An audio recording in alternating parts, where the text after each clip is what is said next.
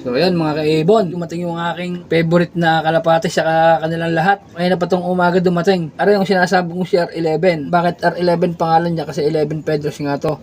So bilangin natin. 1, 2, 3, 4, 5, 6, 7, 8, 9, 10, 11. Kaya R11 yan mga kaibon. Yung kanang bagus lang niya, 11 Pedros. Ito, 10 Pedros yung kaliwa.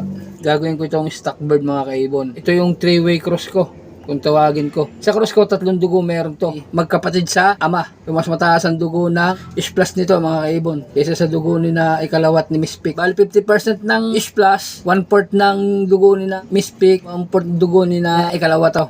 Tatlo itong magkakapatid. Ito si R11, tapos si 052 at saka si Japan. So si Japan wala pa. Hindi pa siya nakakauwi. So pag nakauwi siya, papakita ko rin siya sa inyo mga kaibon.